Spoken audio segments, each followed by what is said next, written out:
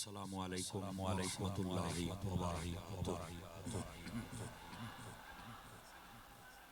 अल्हम्दुलिल्लाह या रब्बल आलमीन वस्सलातु वस्सलामु अला खातमिल अंबिया वल मुरसलीन। अम्मा बअदु फ़अऊज़ु बिल्लाहि मिनश शैतानिर रजीम। बिस्मिल्लाहिर रहमानिर रहीम। क़ाल अल्लाहु तबारक व तआला फ़िल क़ुरआनिल मजीद वल क़ुरआनिर रशीद। इन्नमा युरीदुल्लाहु लियुज़हिबा अन्कुमुर रिज्सा अहलल बैत व युतहिरकुम तत्हीरा। सदक़ल्लाहुल अज़ीम।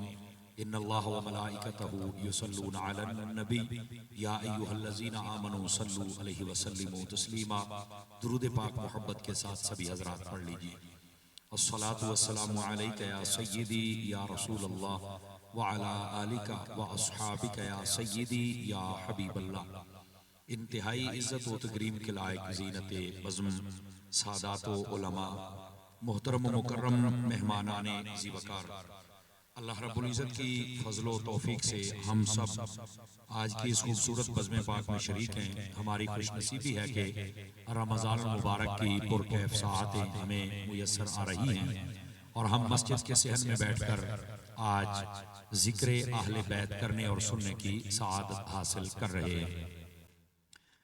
हमारे बरादर अजीज़ मोहतरम मोहम्मद रेहान साहिब कादरी, आपने हमारे शहाब भाई के ज़रिए से मुझे हुक्म फरमाया था कि आप यहाँ पर आएंगे और अपना सबक सुना कर जाएंगे। ये टाइम मेरे पास था, मैंने हामी भरी और अल्हम्दुलिल्लाह अल्लाह की तौफीक से मैं हाज़िर खिदमत हूँ और मुझे बड़ी खुशी है आपकी इतनी बड़ी तादाद को देखकर।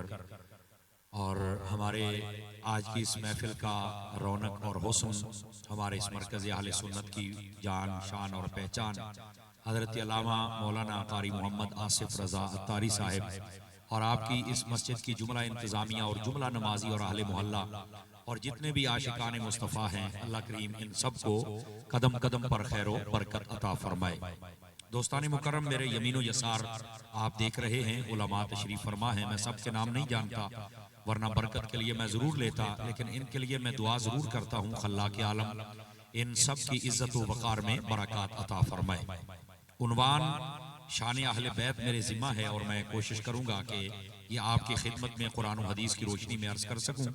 आप तवज्जो रखेंगे तो इंशाअल्लाह हम यहाँ से बहुत कुछ सीख कर जाएंगे। इको बिल्कुल बंद करेंगे जी, बिल्कुल बंद करके एक आवाज़ कर दीजिए।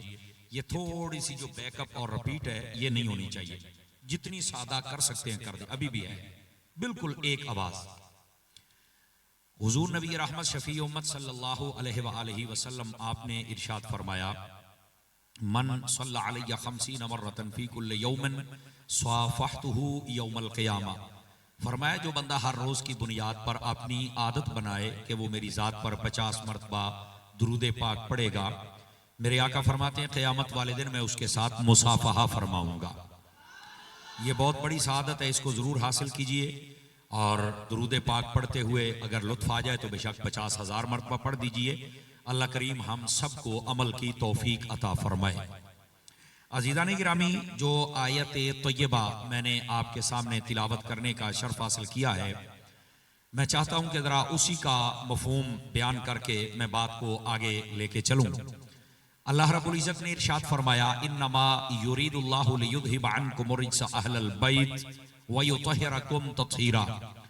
इसका तफसीरी तर्जुमा ये है, फरमाया बेशक अल्लाह ने यही इरादा किया है कि ए महबूब सल्लल्लाहु अलैहि वसल्लम, आपकी जो अहले बैत है उससे हम हर किस्म की जो आलूदगी है उसको दूर कर दें और इनको सुथरा करें जैसा सुथरा करने का हक होता है। याद रख लीजिए, नबी पाक सल्लल्लाहु अलैहि वसल्लम आपको अल्लाह रब्बुल इज़्ज़त ने जो चीज़ भी अता फरमाई वो अजमत वाली है और अफजल व आला चीज़ है। यानी आप शहर को देखें तो वो भी अजमत वाला है, आप नबी पाक अलैहिस्सलाम की उम्मत को देखें तो ये भी पहली उम्मतों से अफजल है। नबी पाक अलैहिस्सलाम का जो दीन है, ये दीन देखें तो ये पहले तमाम अदियान से अफजल है। इसी तरह आका करीम अलैहिस्सलाम को मिलने वाली अगर किताब को आप देखें तो ये किताब भी पहली किताबों से अफजल है। आका करीम सल्लल्लाहु अलैहि वसल्लम के सहाबा को देखें तो आपके जो सहाबा हैं वो पहले सब नबियों के सहाबा से भी अफजल है। इसी तरह अल्लाह रब्बुल इज्जत ने आपको जो घराना अता किया है, महबूबे करीम का जो घराना है वो भी कायनात के सारे घरानों से अफजल है। तो इस वास्ते नबी पाक अलैहिस्सलाम का जो मुबारक घराना ये बड़ी अजमत और फजीलत रखता है। और फिर खासुल खास अल्लाह रब्बुल इज्जत ने कुरान मजीद बुरहान रशीद में इस बात को मजीद वाज़े किया कि ए महबूब सल्लल्लाहु अलैहि वसल्लम, हमने ये इरादा किया है कि जो आपकी अहले बैत है हम इससे हर किस्म की आलूदगी को दूर रखेंगे। अब यहां पर जो सबसे पहले अहले सुन्नत के नजरियात के मुताबिक समझने वाली बात है वो ये है कि अहले बैत कहा किसको जाता है। ये एक बड़ा खास पॉइंट है जिसको आप समझेंगे तो अगली बात समझना आपके लिए आसान हो जाएगी। याद रखिए, उलमा फरमाते हैं कि जब लफ्ज़ अहले बैत बोला जाए तो इसमें चार चीजें आती हैं। तवज्जो है नहीं आप हज़रात की, फ्रंट सीटों वाले जितने बैठे हैं, आपने दाएं बाएं नहीं देखना, आप समझे क्लास लगी है तो आपने ये लेक्चर समझना है। जब लफ्ज़ अहले बैत बोला जाए तो इसमें सबसे पहले नबी पाक सल्लल्लाहु अलैहि वसल्लम की सारी अज़वाजे पाक को मुराद लिया जाता है। और याद रखें, नबी पाक अलैहिस्सलाम की जो अज़वाज हैं इनको अहले बैत में शामिल करना ये कोई हमारा नजरिया नहीं है, बल्कि आप कुरान उठा के देखें तो पहले नबियों की बीवियों का भी जब जिक्र हुआ है तो लफ्ज़ अहले बैत के साथ हुआ है। तो उलमा ये फरमाते हैं कि नबियों की बीवियों को अहले बैत कहना ये अल्लाह की सुन्नत है और ये कुरान मजीद से साबित है।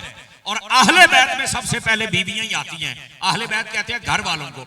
आप बताएं, अगर घर वाली होगी तो घर वाले बनेंगे ना, अगर घर वाली नहीं होगी तो घर वाले कैसे बन जाएंगे।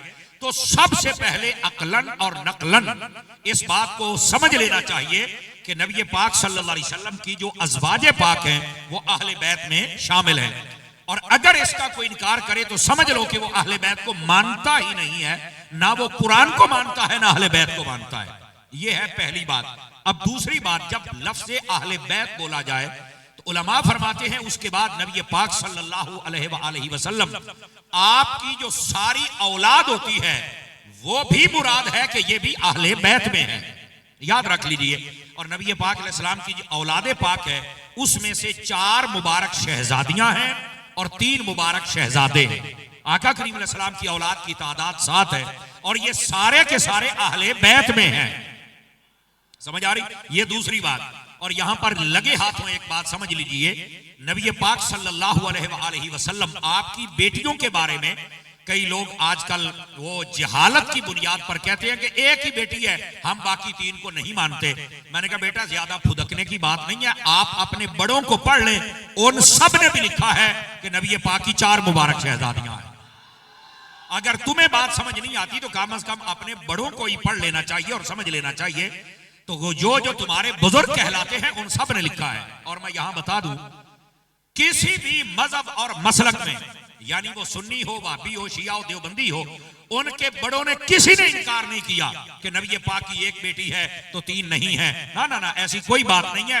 सब ने अलल इत्तेफाक यही लिखा है कि नबी पाक की 4 शहजादियां हैं। याद रख, ये आजकल का फितना है। बात जाहिल जिनको आपने नहीं पता होता कि मैं बाप का हूं भी या नहीं, वो भी उठ के बातें करते हैं नबी पाक की बेटियों पर कि हम 3 को नहीं मानते। तो तुझे बंदे का पुत्र कौन मान रहा है? तुझे इंसान का बच्चा कौन मान रहा है? और ऐसे लोगों को लगाम डालनी चाहिए जो आकर बरसरे मिंबर इनकार करते हैं नबी पाक की शहजादियों का। तो ऐसे लोगों के लिए हमारा पैगाम है, हम ना तुम्हें इंसान समझते हैं और ना मुसलमानों की साफ में समझते हैं। ये याद रहे, तुम इंसान कहलवाने के काबिल ही नहीं हो। चूंकि नबी पाक की बेटियों का इनकार करते हो जालिमो, तुम तो जानवरों से बदतर हो। शर्म से डूब के मर जाना चाहिए। नबी पाक सल्लल्लाहु अलैहि वसल्लम की, यानी कुरान में मौजूद है, हदीसों में मौजूद है और तमाम फुकहा, उलमा, आइमा, सुलहा और तमाम मसालिक ने इसको बयान किया है। और आजकल चूड़ा किस्म का इंसान उठ के खड़ा होकर इनकार कर रहा है। तेरी क्या जुर्रत है? हम जब तक जिंदा हैं, जैसे नबी की नामूस में पहरा देते हैं, वैसे ही नबी की बेटियों की नामूस पर भी पहरा देते हैं।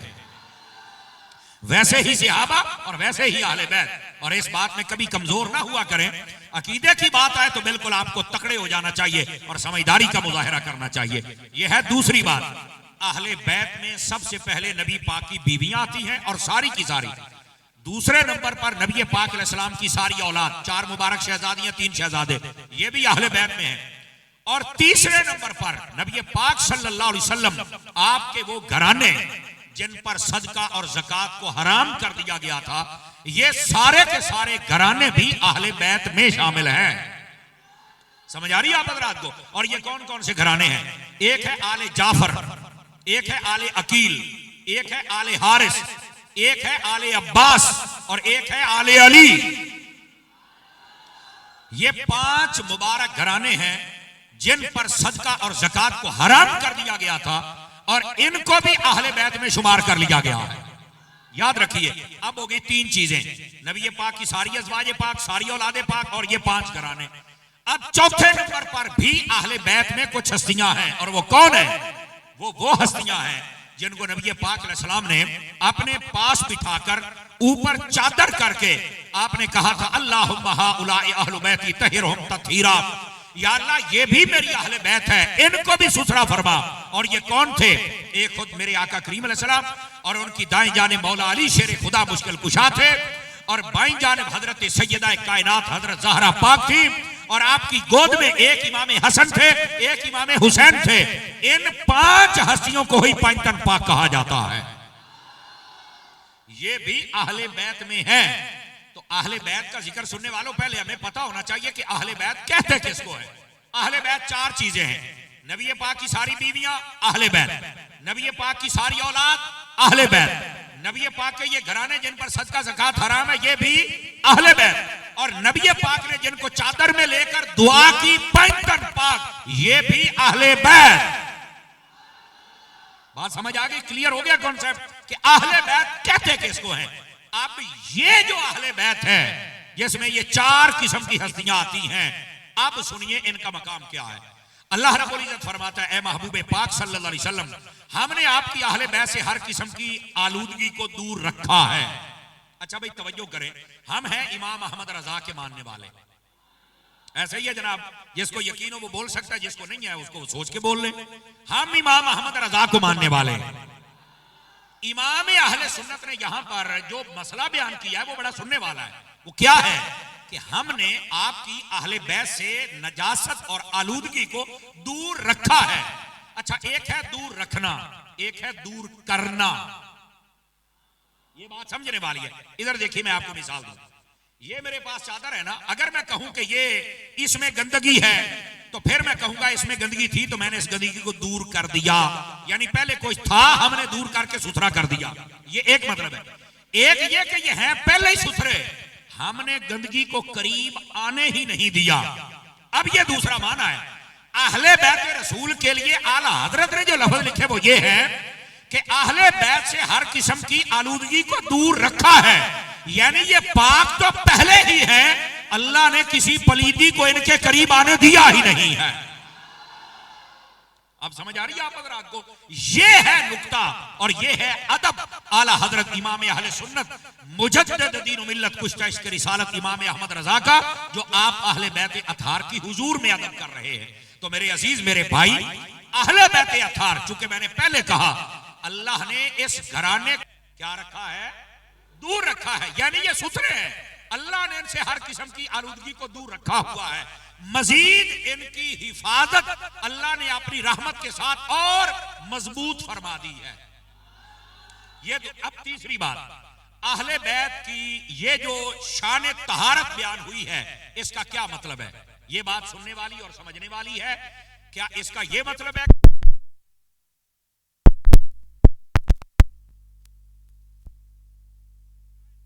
जरूरत पड़ती है या नहीं पड़ती? तो क्या ये गुस्ल करते हैं या नहीं करते? समझ आ रही मेरी बात की? कोई नहीं आ रही? तो मेरे भाई याद रखो, इस तहारत का मतलब है रूहानी तहारत, इस तहारत का मतलब है कल्बी तहारत, इस तहारत का मतलब है फिक्र की तहारत, इस तहारत का मतलब है नफ्स की तहारत, इस तहारत का मतलब है अकीदे की तहारत। आपको बात समझनी चाहिए जो मैं आपकी खिदमत में अर्ज कर रहा हूं। चूंकि बाज लोग इसका बड़ा अजीबो गरीब माना बयान करते हैं। वो कहते हैं कि ये पाक है, बस ये मतलब ऐसे कौम को डिलीवर कर रहे होते हैं कि ये वुजू करें चाहे ना करें, गुस्ल करें चाहे ना ना ना, ऐसी बात नहीं है। ये वुजू भी करते थे, ये गुस्ल भी करते थे।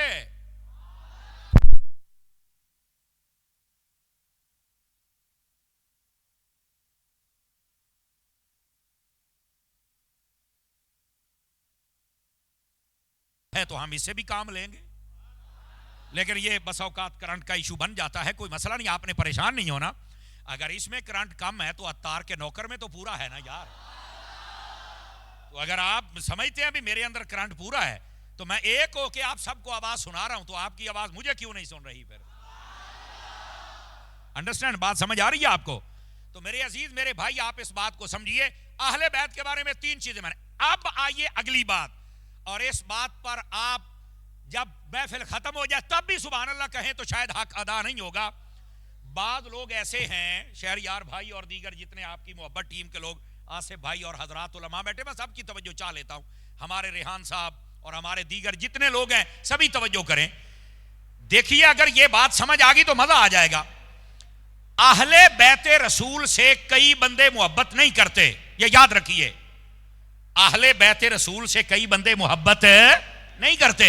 इसी वास्ते तो नबी पाक बार बार फरमाते थे, उज़क्किरुकुमुल्लाह फी अहले बैती, ओए मैं अपनी अहले बैत के बारे में तुम्हें अल्लाह से डराता हूं, अल्लाह से डरना।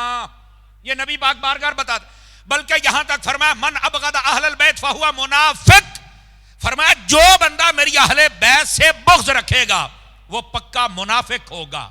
ये मेरे नबी पाक फरमा रहे हैं। अच्छा, लोग अहले बैत से बुग़्ज़ रखते हैं, लेकिन मैं आपको यह बताऊं वो क्यों रखते हैं, उसकी वजह क्या है। मैंने पंजाब में एक जगह तकरीर की तो मुझे एक बंदा कहता है ये लोग अहले बैत से मोहब्बत क्यों नहीं करते, ये बुग़्ज़ क्यों रखते हैं। मैंने कहा बाबा तुमने कुरान नहीं समझा, तुम कुरान समझ जाते ना तो ये मसला तेरा हल हो जाता। तो कहता है अत्तारी साहब आप ही समझाएं जरा ये मसला है क्या। तो मैंने कहा बेटे सुन, ये मसला ये है, अब जरा गौर से सुनिएगा। मैंने कहा मसला ये है, अल्लाह कुरान में फरमाता है कि ए महबूब आपकी अहले बैत वो अजीम हस्तियां हैं, हम किसी किस्म की गंदगी को इनके करीब नहीं जाने देते। तो जिनके करीब गंदगी नहीं जा सकती उनके करीब कोई गंदा बंदा कैसे जा सकता है। ये असल नुक्ता है, ये असल पॉइंट है जिसको समझना है। ओ भाई, अहले बैत से हर बंदा मोहब्बत नहीं करेगा, जो अच्छा बंदा है वही मोहब्बत करेगा, जो गंदा है वो कभी अहले बैत से मोहब्बत कर सकता। लेकिन यहां पर एक बात सुन लीजिए, और ये अकीदा अहले सुन्नत है, क्योंकि इस पर भी बात लोग अपनी दुकान चलाते हैं ना, हम तो दुकान वाले तो हम बंदे ही नहीं हैं, हम तो ईमान वाले बंदे हैं ना। और सुनिए हजरात, दाएं बाएं देखे बगैर मेरी बात को समझिए। जब सहाबा कराम की बात होती है ना तो अहले बैत को मानना साथ जरूरी होता है, वरना अकेले सहाबा की मोहब्बत आपको जन्नत में नहीं लेके जाएगी। इसी तरह जब अहले बैत की बात होती है तो साथ सहाबा की बात जरूरी है, अकेली अहले बैत की मोहब्बत आपको जन्नत। मेरी बात, ये लोगों ने तमाशा नहीं जाएगा। अब आ जाओ तुम्हें मसला समझाऊं। जैसे मां के साथ बाप से भी मोहब्बत जरूरी है और बाप के साथ मां के साथ मोहब्बत भी जरूरी है, इसी तरह सहाबा के साथ अहले बैत से मोहब्बत जरूरी है और अहले बैत के साथ सहाबा से मोहब्बत जरूरी है। अब मसला समझ आया आप हज़रात को? तो इस वास्ते मेरी जान आप ये ना कहा करें, कई बंदे कहते हैं मैं तो आल का नौकर हूं। अबे आल का नौकर है तो असहाब का नौकर जनाब के अबू जी ने नहीं बनना, जनाब ने ही बनना है। हाँ, तो दोनों की नौकरी की जाए। अहले सुन्नत का मजहब ये दरमियाना और मुअतदिल मजहब है, जिसके अंदर अल्लाह की मोहब्बत है तो साथ रसूल की मोहब्बत है, रसूल का प्यार है तो साथ में अल्लाह की मोहब्बत है, सहाबा का मोहब्बत है तो साथ में अहले बैत की मोहब्बत है, अहले बैत की मोहब्बत है तो साथ में सहाबा का प्यार है। अगर मां से मोहब्बत है तो बाप से प्यार है, बाप से प्यार है तो मां से मोहब्बत है।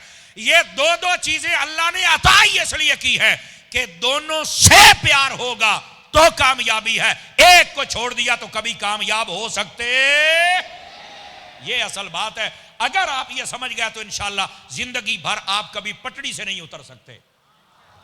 और ये तकरीरों का मकसद ये होता है कि आपके अकीदे को फिट किया जाए। अब आ जाइए, ये 4 बातें मैंने समझाई है अगर आपको याद हूं तो। अब आ जाइए नबी पाक सल्लल्लाहु अलैहि वसल्लम आपकी अहले बैत के बारे में मैं हदीस बयान करूं ताकि आपको समझ आए कि हुजूर की आल का मकाम क्या है। इधर देखिए, नबी पाक अलैहि सलाम इरशाद फरमाते हैं मुस्तदरक के अंदर, अल्लामा हाकिम नेशापुरी रहमतुल्लाह अलैह आपने इस हदीस को लिखा है। मेरे आका करीम फरमाते हैं, लौ अन्ना रजुलन साइदा बैन रुकन वल मकाम फसल्ला फसामा सुम्मा लक़ियल्लाह व हुवा मुबग़िदुन लिआल मुहम्मद क़द दख़लन नार। तर्जमा सुनिए, फरमा लोगों अगर कोई बंदा खाने काबे के अंदर खड़ा हो, सारे हजरात से मैं गुजारिश करूंगा जरा नक्शा अपने जहन में लेके आइए कि मेरे नबी क्या फरमा रहे हैं। अगर कोई बंदा खाने काबे के अंदर खड़ा हो, यानी जहां तवाफ किया जाता है ना, मताफ, उसमें खड़ा हो, फरमा उसके एक तरफ हजर अस्वद और एक तरफ मकाम इब्राहिम हो, जहां काबे का दरवाजा आता है ना, बंदा वहां खड़ा हो जाए ना, तो ये डायरेक्शन बनती है जो बयान की गई है। खाने काबे के अंदर हो, एक तरफ हजर अस्वद एक तरफ मकाम इब्राहिम हो, फरमाया वहां बावुजू खड़ा हो, रोजा रखा हुआ हो और नमाज पढ़ रहा हो। मैं आपको बार बार समझा रहा हूं, इस नक्शे को ध्यान में लाइए।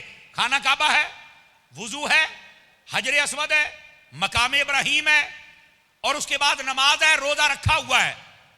6 चीजें बनती हैं ये। फरमाया काबे में खड़े इस बंदे को अगर मौत आ जाए, ये मर जाए, तो भाग कर ये नहीं तुमने कह देना कि ये बंदा तो जन्नती है। काबे में मर गया, नमाज पढ़ते मर गया, रोजा रखा हुआ मर गया, बावजूद था मर गया है, सामने काबा है, हजर अस्वद है, मकाम इब्राहिम है। फरमाया तुम ये नहीं कह सकते कि ये जन्नती है। हजूर फिर क्या करें? फरमाया देखो ये मरने वाले के दिल में मेरी आल का प्यार था या नहीं था, ये पहले क्या। ये मेरे नबी फरमा रहे हैं। लोग बातें करते हैं शान अहले बैत के लिए, और शान अहले बैत का मतलब ये नहीं होता कि तुम सहाबा को भौंकते रहो और सुबह कहो कि मैंने शान अहले बैत बयान की है। ये शान अहले बैत नहीं है। शान अहले बैत ये है, कुरान और हदीस से बता मोहम्मद मुस्तफा की आल का रुतबा क्या है, और ये है मेरे नबी सल्लल्लाहु अलैहि वसल्लम की आल का रुतबा। अगर कोई बंदा काबे में है, बावुजू है, नमाज है, रोजा है और हजर अस्वद है, मकाम इब्राहिम है, वहीं मर गया, अगर उसके दिल में हुजूर की आल का प्यार नहीं है, फरमाया कद दखलन नार। अब इसका तर्जमा मैं अपने लफ्जों में कर रहा हूं। फरमाया काबे से सीधी फ्लाइट जहन्नम में जाएगी। तवज्जो है आप हज़रात की? कोई नहीं है। यह बंदा जो काबे में खड़ा मर गया, यह सीधा जहन्नम में जाएगा। क्यों? दिल में आले रसूल का प्यार। और आल में कितनी चीजें हैं? बोलो बोलो बोलो बोलो बोलो। जिनको आल और अहले बैत कहा जाता है, कितनी चीजें हैं? नबी पाक की मुबारक बीवियां भी, सारी औलाद भी, वो घराने भी जिन पर सदका ज़कात हराम है, और पंचतन पाक भी। जो इन सब से मोहब्बत नहीं करता वो काबे में मर जाए फिर भी जहन्नम में जाएगा। क्यों?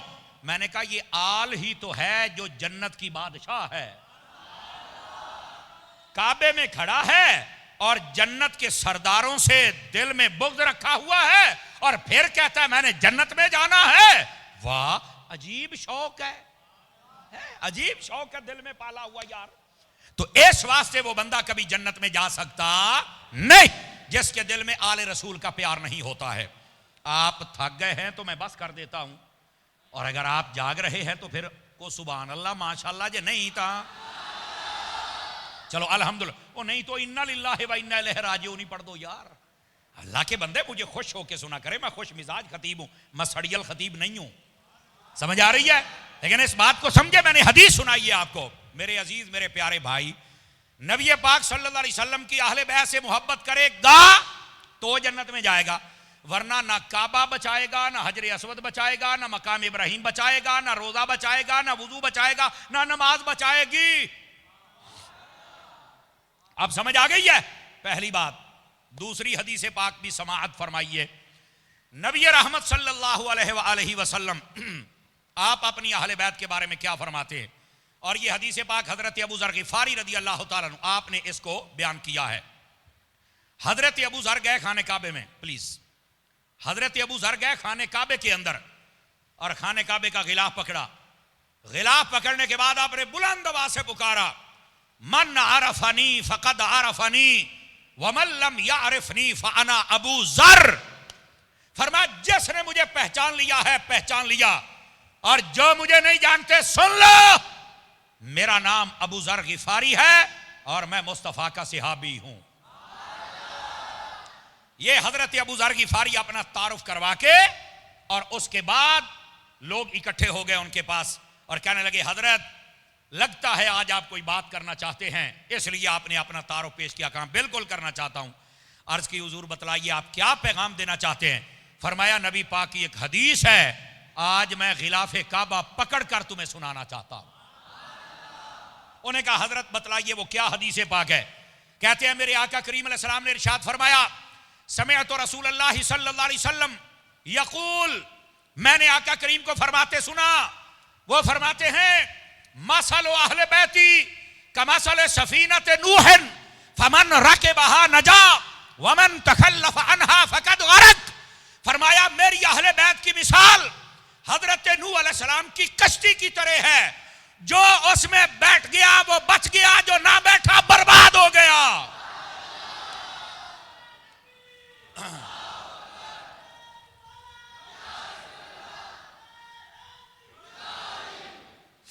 तवज्जो है कि कोई नहीं आप हजरात की? ऐसे नहीं, नारे तहकीक जरा, और जैसे कहते हैं ना जवानों वाला लगाए, नारे तहकीक, ये अंदाज होना चाहिए ना, ताकि आपको समझ आए कि असल मसला क्या है। जज़ाकल्लाह। बिस्मिल्लाह।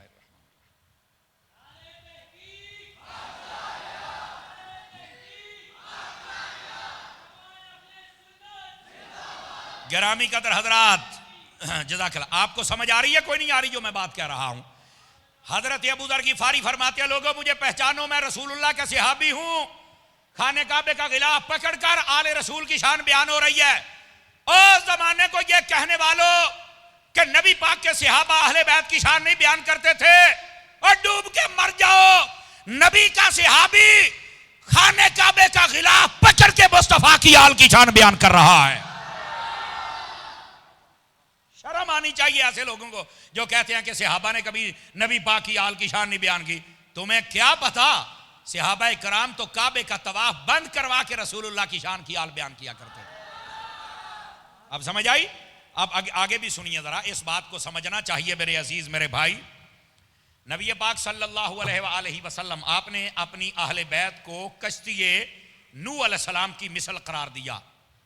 यहां पर उलमा ने फरमाया जो कश्ती होती है ना समंदर में चलने वाली, आप तो कराची के समझो साहिल पे रहते हैं, आपको पता हो चले जितनी समंदर में बोट्स चलती हैं, बिलखसूस बहरी जहाज जितने होते हैं, आपको पता है इनको कैसे पता चलता है कि हम जद्दे जा रहे हैं, दुबई जा रहे हैं, अमेरिका, अफ्रीका और ये तुर्की और ओमान और मस्कत, ये कैसे जा रहे हैं? इनको क्या, चारों तरफ तो पानी होता है, तो इनका रोड मैप कैसे तयन किया जाता है?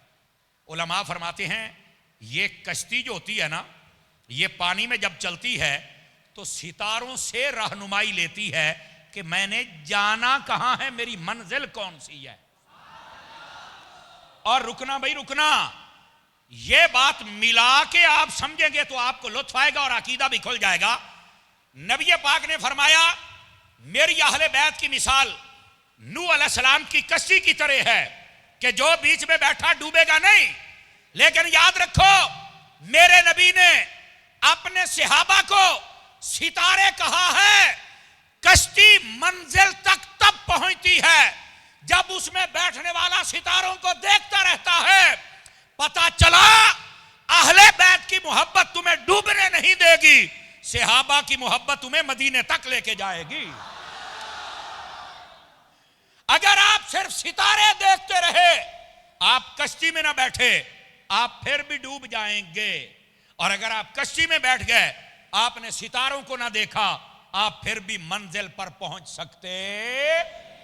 तो नबी पाक की आल से मोहब्बत करके कश्ती में बैठ जाएं और सहाबा से प्यार करके मदीने चले जाएं। आका करीम फरमाते हैं असहाबी कन नुजूम, फरमाया मेरे सहाबा सितारे हैं, किसी एक के पीछे भी चल पड़ोगे तो अल्लाह तुम्हें कामयाबी अता फरमा देगा। और रुकना, यहां पर ये दूसरी बात है और ये बड़ी समझने वाली बात है, और वो ये है उलमा फरमाते हैं जब ये कश्ती समंदर में चलती है तो ये 4 सितारे होते हैं जिनको देखकर इसका तयन होता है कि मैंने जाना किधर है। एक सितारा मशरिक में है, एक मगरिब में, एक शुमाल में, एक जुनूब में। 4 ही समते हैं, 4 ही सितारे हैं कि जो तुम्हें इस बात की तरफ लेके जाते कि आप जाना किधर है। उलमा फरमाते हैं जैसे 4 समते हैं इसी तरह 4 सितारे हैं और इसी तरह नबी के 4 यार हैं। समझ आ रही मेरी बात की? ये चार सितारे, चार यार हैं जिनकी रोशनी सबसे ज्यादा है। उनको देखकर बंदा तयन करता है कि मैंने जाना किस तरफ है। अच्छा, बसा औकात ना कई लोग चार यारों को भी नहीं मानते। मैं चार यार को नहीं मानता, मैं पंजतन पाक को, और बसा औकात पंजतन पाक का नाम लेकर, और बसा औकात कहते हैं, मैं कहता हूं हक पंजतन कहा जाए। मैंने कहा भाईजान आपको ज्यादा अक्लमंद नहीं आ गए, आपसे पहले भी उलमा गुजरे हैं और आपसे बड़े गुजरे हैं, बल्कि आप तो आप रहे, आपके बड़े भी उनके शागिर्द थे जिन्होंने हक चार यार पर किताबें लिखी और बताया कि ये जो हक चार यार का नारा है, ये नबी पाक सल्लल्लाहु अलैहि वसल्लम के चार सहाबा हजरत अबू बकर, हजरत उमर, हजरत उस्मान और हजरत अली के लिए है। समझ आ रही है मेरी बात की? और दूसरी बात, कुरान मजीद आप पढ़ के देख लें, इधर देखें, वल असर, ये सूरत की पूरी तशरीह पढ़ लें। अल्लाह ने फरमाया वल असर, कसम है जमाने की, इन्नल इंसान लफी खुसर, इंसान खसारे में है। आगे फरमाया, इधर देखें, इल्लल्लज़ीना आमनू व अमिलुस सालिहात व तवासौ बिल हक व तवासौ बिस सब्र, ये चार चीजें हैं। अल्लाह फरमाता है इंसान खसारे हैं, पर ईमान वाला भी खसारे में नहीं है, नेक आमाल करने वाला भी खसारे में नहीं है, हक की वसीयत करने वाला भी खसारे में नहीं है, सब्र करने वाला भी खसारे में नहीं है। फरमाया ये कौन है? फरमाया चार यार मुराद है। तो जो मौलवी और पीर ये कहता है कि हक चार नहीं हक पांच होना चाहिए, तो मैंने कहा फिर इस कुरान की सूरत की तफसीर का क्या करोगे? यहां चार यारों का जिक्र है। और कुरान की दूसरी आयत 28वां पारा सूरह फतह उठाइए, अल्लाह रब्बुल इज्जत ने इरशाद फरमाया, मेरा रब इरशाद फरमाता है सूरह फतह शरीफ के अंदर, मुहम्मदुर रसूलुल्लाह वल्लदीना माअहू अशिद्दाउ अलल कुफ्फार रुहमाउ बैनहुम तराहुम रुक्कान सुज्जदा, ये चार शानें बयान हुई। फरमाया मेरे मुस्तफा के जो साथ हैं, माअहू इससे मुराद अबू बकर सिद्दीक हैं, समझ आई? अशिद्दाउ अलल कुफ्फार से मुराद हजरत फारूक आजम है, रुहमाउ बैनहुम से मुराद हजरत सैयदना उस्मान गनी है, और तराहुम रुक्कान सुज्जदा से मुराद अली है। उलमा फरमाते इस आयत में भी चार यार मुराद है। तवज्जो है? ये दूसरा मकाम मैंने कुरान का पढ़ा। अब तीसरे पर आ जाएं, इधर इधर चार यारों की बात सुन लेना। ये जो लोग बेचारे पटड़ी से उतर गए और तरह तरह की बातें करते हैं, उनको समझना चाहिए, अकल से काम लेना चाहिए। इधर देखिए, इधर, ताकि बात समझाऊं। इन्ना अतौइना कल कौसर की तफसीर उठाएं, तफसीर रूहुल बयान, आप इसको उठा के पढ़ें। अल्लामा इस्माइल हकी रहमतुल्लाह अलैह आपने क्या लिखा है, समझ आ रही है मेरी बात की? वो फरमाते हैं नबी पाक, इन्ना अतौइना कल कौसर, कौसर के बहुत सारे मानी हैं। नबी पाक सल्लल्लाहु अलैहि वसल्लम की नबूवत भी मुराद है, मोइज़ात भी मुराद है, कुरान भी मुराद है, आयात भी मुराद है। नबी पाक की उम्मत के उलमा भी मुराद है, औलिया भी मुराद है। नबी पाक अलैहिस्सलाम के सहाबा भी इससे मुराद है, नबी पाक की औलाद भी मुराद है। इससे मुराद हौज़े कौसर भी है।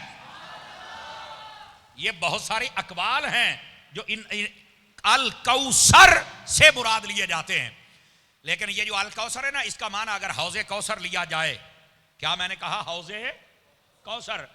तो नबी पाक सल्लल्लाहु अलैहि वसल्लम ने इरशाद फरमाया, मेरा जो हौज़े कौसर है, अल्लाह ने जो मुझे अता फरमाया है, फरमाया मुसलसल उसमें पानी भरा जा रहा है। क़यामत में मेरी उम्मत आएगी तो मैं अपने हाथों से कईयों को पिलाऊंगा। आवाज कमजोरों वाली है, आवाज कमजोरों वाली है। और कईयों को बर्तनों के साथ अता किया जाएगा। याद रखो, ये मेरे नबी ने फरमाया। और इधर देखो, आज एक नई बात सुन लो। इस नई का मतलब ये नहीं कि मैं बता रहा हूं, ये किताबों में है, वो नहीं बता रहा हूं। अगर आप हौज़े कौसर में पानी गिरने की आवाज सुनना चाहें, जी चाहता है सुनने का? बोलो। उलमा ने फरमाया, ये बाकायदा रिवायात में मौजूद है, फरमाया दोनों शहादत की उंगलियां अपने कानों में दबा ली जाएं, एक आवाज आएगी गूं गूं की। फरमाया वो आवाज वो है कि जो हौज़े कौसर में पानी गिर रहा है, अल्लाह बंदा मोमिन को सुना रहा है। ये शायद कईयों को नहीं पता होगा, आज पहली मर्तबा सुना होगा कि हौज़े कौसर की ये अभी भी आप तजर्बा कर सकते हैं, लेकिन अभी मैं तकरीर कर रहा हूं, आप जरा घर चल के कीजिएगा और सबको करवाइएगा, आपको आवाज आएगी। समझ आ रही है? अच्छा इधर देख, फरमाया मेरा हौज़े कौसर है, उसमें पानी गिर रहा है और मुसलसल भर रहा है। अगली बात भी सुनिए। नबी पाक से पूछा गया, या रसूल अल्लाह ये बताइए आपका जो हौज़े कौसर है ये कितना बड़ा है? एक रिवायत फरमाया मदीने से आदन तक, एक है मदीने से ओमान तक, इतना बड़ा हौज़े कौसर। ये मिशकात शरीफ में बकायदा चैप्टर कायम है हौज़े कौसर का, आप पढ़ के देखें। नबी पाक अलैहिस्सलाम से पूछा गया हुजूर उसका पानी कैसा होगा? फरमाया अब यदो मिनल लबन, दूध से ज्यादा सफेद, अहला मिनल असल, शहद से ज्यादा मीठा, अबरदो मिनल सल्ज, बर्फ से ठंडा। मैंने एक जगह ये बयान किया तो एक बंदा कहता है बर्फ से ज्यादा ठंडा, बर्फ तो चबाई नहीं जाती, तो इतना ठंडा कैसे पिएंगे? मैंने कहा बेटा सूरज सवा नेजे पर होगा, तू बड़े मजे से पिएगा। तवज्जो नहीं फरमाई आपने। तो वो कहने लगा यार एक जुमले में बात को समझा दिया। तो मैंने कहा पहले ही कोई समझ लिया करो ना यार, समझ आ रही मेरी बात की? तो मैंने कहा बेटा जितनी गर्मी होगी ना, तू एक मिनट में एक घूंट में सारा पी जाएगा बेटा। हाँ तू दुआ कर मिल जाए यार, सुभान अल्लाह तो कह दो ना पहलवान है। अगली बात यार, ये बात सुन के भी आपको लुत्फ आना चाहिए। नबी पाक ने पानी का रंग बताया, कितना मीठा ये बताया, कितना ठंडा ये बताया। एक सहाबी ने उठ के कहा या रसूल अल्लाह सल्लल्लाहु अलैहि वसल्लम ये बतलाइए इतनी उम्मत, इतने लोग होंगे तो क्या हमें लाइन में लग के पीना पड़ेगा? जाहिर सी बात है भाई इतने बर्तन तो होने चाहिए ना। नबी पाक ने फरमाया लाइनों में नहीं लगना पड़ेगा। कैसे? फरमाया उसके ऊपर जो बर्तन होंगे कुनूज़हू का आदद नुजूम समा, अल्लाह ने जितने आसमानों के सितारे बनाए हैं उतने अल्लाह ने हौज़े कौसर के बर्तन बनाए हैं। जो भी आएगा पीता जाएगा, लाइन लगनी ही नहीं। सदके जाऊं आपकी चुप पर, माशाअल्लाह, आपकी चुप पर सदके जाऊं। अल्लाह के बंदो ये बात समझो, नबी पाक अलैहिस्सलाम को यह भी पता है मेरा हौज़े कौसर कितना बड़ा है, यह भी पता है पानी कैसा है, रंग कैसा है, यह भी पता है कि उसकी ठंडक कैसी है, और यह भी पता है उसके बर्तन कैसे हैं। और अभी जाहिल लोग ये कहते हैं नबी को दीवार के पीछे का नहीं पता। अबे कौन सी तेरी दीवार है जिसके पीछे का नबी पाक को नहीं? कुछ शर्म और हया करो। अहले सुन्नत हैं जो नबी का इल्म गैब भी मानते हैं। आगे आइए, नबी पाक अलैहिस्सलाम ने जो मैं 4 यारों की बात कर रहा हूं ना, ये 4 यारों पर बात सुना रहा हूं आपको। इधर देखो भाई, मैं जिम्मेदारी से अर्ज कर रहा हूं, ये आपका लाइव चल रहा है, आप देख सकते हैं। तफसीर रूहुल बयान इन्ना तो इन्ना कल कौसर की तफसीर उठाएं, उसमें लिखा हुआ है। फरमाया क़यामत वाले दिन ये जो मेरा हौज़े कौसर होगा ना, ये मुरब्बा शक्ल में होगा। जैसे ये मस्जिद मुरब्बा शक्ल में है जिसको हम चौरस कहते हैं, समझ आ रही है? एक कोना वो है, एक ये है, एक ये है, एक ये है। फरमाया इस तरह मेरे हौज़े कौसर के 4 कोने होंगे। फरमाया चारों कोनों पर मेरा एक एक यार होगा। ओ 4 यारों के मुनकरो, ओ अगर तुमने क़यामत वाले दिन हौज़े कौसर से पानी पीना है तो उसके भी 4 कोने हैं और चारों पर 4 यार खड़े होंगे।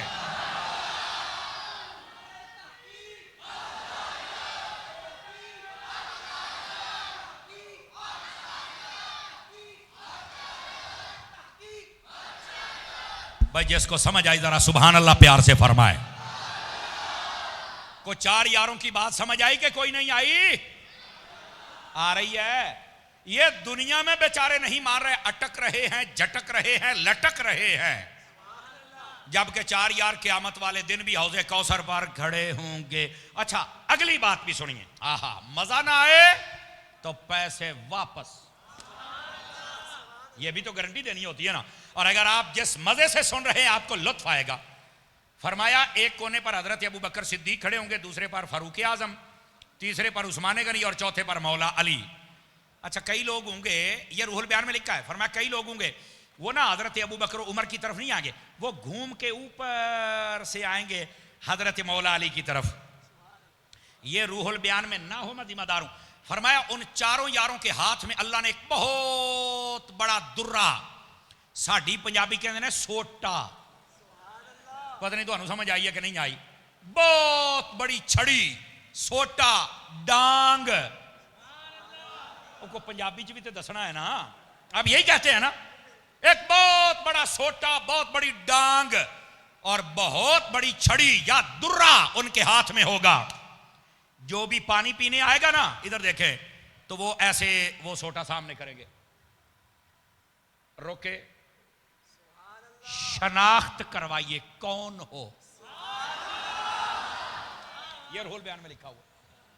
पानी पीने के लिए तो जगह होगी ना जब आएंगे, यानी वो ऊपर से घूम के आएंगे हजरत अबू बकर उमर को छोड़कर, हजरत मौला मुर्तजा के बाद आप सामने ऐसे अपना वो जैसे आपने पुलिस वालों का नाका होता तो सामने बहुत बड़ा बांस आ जाता है, ले आसान मसला हल हो गया, बहुत बड़ा बांस सामने आ जाता, रोके, शनाख्त करवाइए।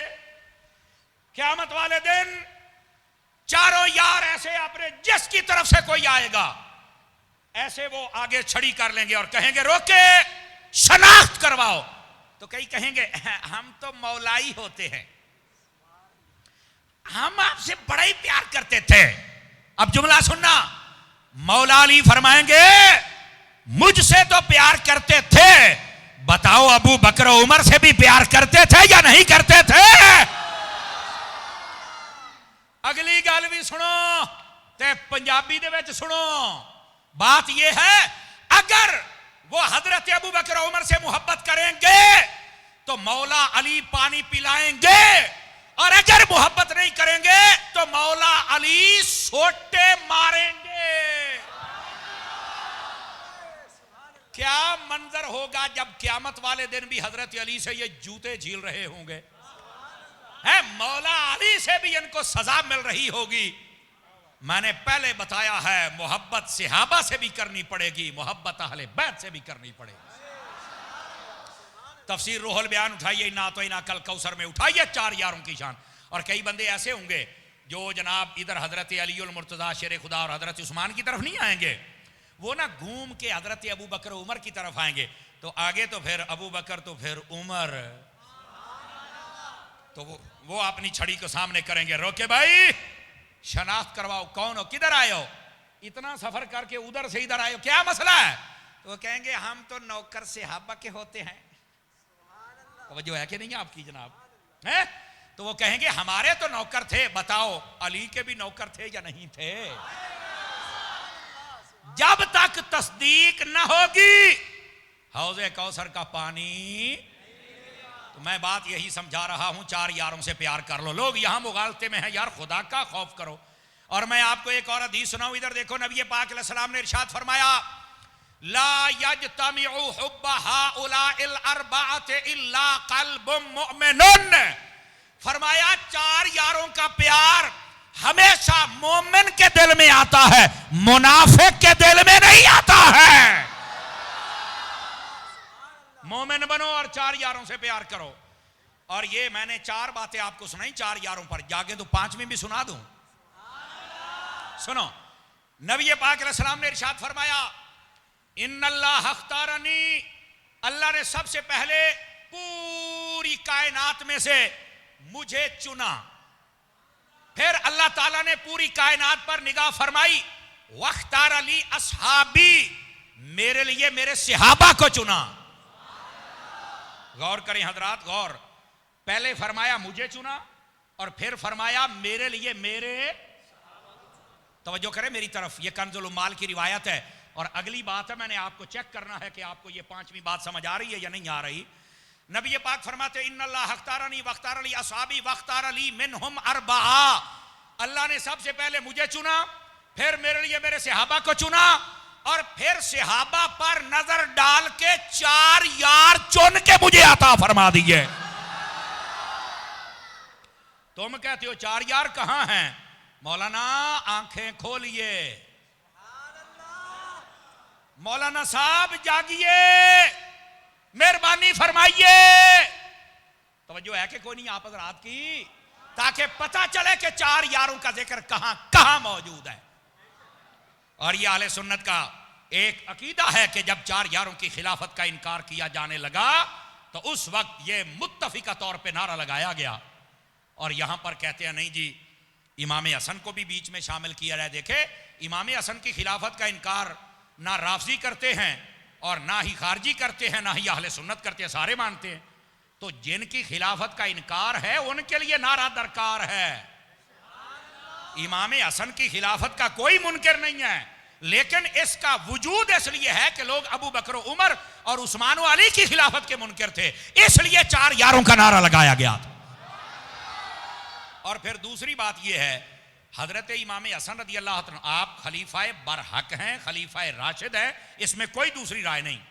लेकिन ये जो 4 यार है ना, 4 यार, ये नबी पाक की सहाबियत, नबी पाक का प्यार, नबी पाक अलैहिस्सलाम के साथ होने की वजह से ये इनको कहा जाता है, ये हम उमर भी हैं। क्या मैंने कहा?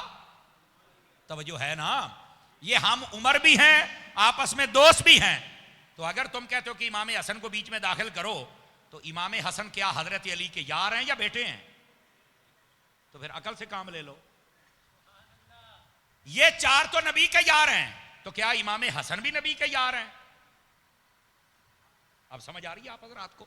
तो ये 4 यारों का नारा या किस और बुनियाद पे है? और ये जो आज मुगालता डाला जा रहा है, ये राफजियत से मुतासिर होकर डाला जा रहा है। हम भी कहते हैं कि खबरदार कोई इमाम हसन का मुनकर ना बने, उनकी खिलाफत का मुनकर ना बने, लेकिन जब ये नारा लगाएगा तब मुनकर था ही कोई नहीं। समझ आ रही ना? और अब भी सारे मानते हैं अगर कोई मुनकर है तो हम उस पर लानत भेजते हैं जो इमाम हसन की खिलाफत का मुनकर है। लेकिन ये नारा लगा था इन 4 यारों पर जो चुन के अल्लाह ने खुद मुस्तफा को अता फरमाए थे। अब समझ आ रही है? और ये 4 यार इस एतबार से भी हैं, 2 नबी पाक के सुसर हैं, 2 दामाद हैं। इस एतबार से भी ये तरतीब पूरी है। मौलाना साहब मुगालते मत डालिए, अपनी इस्लाह फरमाइए। और जो अल्लामा अता मोहम्मद बंदयालवी साहब रहमतुल्लाह अलैह, तमाम उलमा के तकरीबन उस्ताद है, उन्होंने जो रिसाला लिखा उस रिसाले को पढ़िए ताकि दिमाग की खिड़कियां खुले और आपको भी समझ आ जाए असल मसला है क्या। अंडरस्टैंड? बात समझ आ रही है आप हजरात को? तो इस वास्ते मेहरबानी फरमाएं, नबी पाक की आल से भी मोहब्बत फरमाएं और नबी पाक के यारों से भी मोहब्बत फरमाएं। बात कहीं दूर ना चली जाए, टाइम तो वैसे मेरा पूरा हो गया है, लेकिन कुछ बोनस के तौर पे देना चाहता हूं अगर आपका लेने का इरादा हो तो। बहुत शुक्रिया, आ जाइए। बोनस ये है, नबी मुकर्रम शफी आजम सल्लल्लाहु अलैहि वसल्लम आपने अपनी अहले बैत के बारे में क्या फरमाया। अब चूंकि वो मौजू भी था, ये भी था, दोनों मैंने कंप्लीट की है, तो आल की बात सुन लीजिए। मेरे आका करीम अलैहिस्सलाम ने अपनी आल के बारे में, आय हाय हाय, ऐसी हदीसें पाक कई बंदे वैसे डर जाएंगे, मैं आपको पहले बता रहा हूं। नबी पाक ने फरमाया, मल्लम यारिफ इतरती वल अरब वल अंसार, फरमाया जो बंदा मेरी अहले बैत की इज्जत ना करे, इनका मकामो मर्तबा ना पहचाने, मेरे अंसार सहाबा की इज्जत न करे, इनका मकामो मर्तबा न पहचाने, और जो अरब यानी सहाबा की जानिब इशारा है, मेरे सहाबा की इज्जत न करे, इनका मकामो मर्तबा न पहचाने, ये 3 चीजें बयान की। मेरी अहले बैत, अंसार सहाबा और मेरे बाकी सहाबा, जो इनकी इज्जत और एहतराम न करे, फरमाया 3 बातों में से एक जरूर है। पूछा गया हुजूर क्या है? फरमाया इम्मा मुनाफिकुन, या तो वो बंदा मुनाफिक है कि जो मेरी अहले बैत को नहीं मानता, या मेरे सहाबा को नहीं मानता, या मदीने वालों को नहीं मानता, या तो वो मुनाफिक है, औ ले ज़नियतिन, या फिर वो जिना की पैदावार है। मैंने कहा था ना कहीं डर जाएंगे, ओए हो ये क्या हो गया मौलाना, इतनी सख्ती। मैंने कहा मैंने तो नहीं की, मैं तो हजूर की हदीस का तर्जमा बता रहा हूं। जो बंदा नबी पाक की अहले बैत, नबी पाक सल्लल्लाहु अलैहि वसल्लम के सहाबा और मदीने वालों का अदब नहीं करता, वो कभी हलाली हो सकता? हाथ खड़ा करके बताएं, कभी हलाली हो सकता? अब ये हदीस बयान कर रही है, मैं अपनी तरफ से तो कह ही नहीं रहा।